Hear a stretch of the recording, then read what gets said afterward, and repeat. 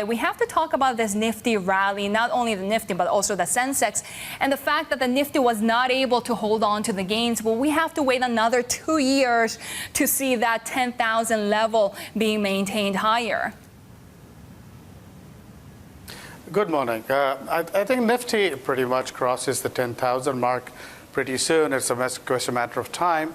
And one needs to also look at the fact that if you rewind back over the last 3 years, the CAGR returns in the Indian markets has been about 6 or 7%. So against that backdrop, while the market is up 20% year to date in 2017, it is not an overheated market.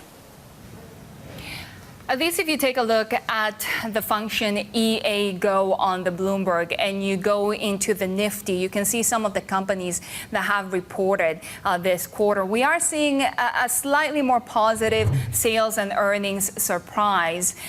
Although it looks like earnings are coming in better, given the valuations have just soared in the last 12 months, would you say that this is justified?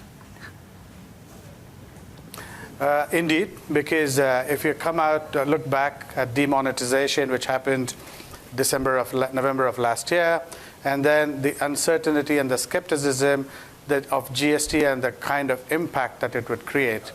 So this led analysts to revise down their earnings estimates, and which turned out to be way too pessimistic.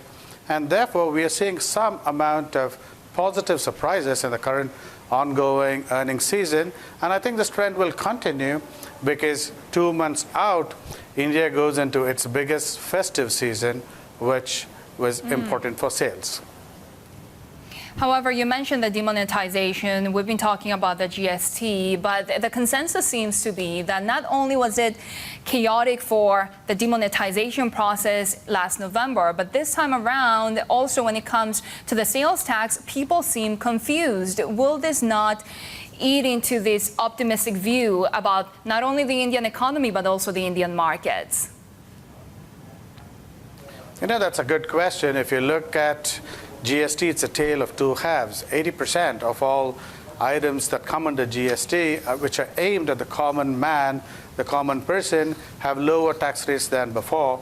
It's only the middle income and the higher income goods, which are bought by the middle income and higher income, have a higher GST tax rate. So against this backdrop, you would have a lower inflation, which the common man would find it welcome. On the other hand, B2B is largely fine. They've complied. B2C is what has had a problem.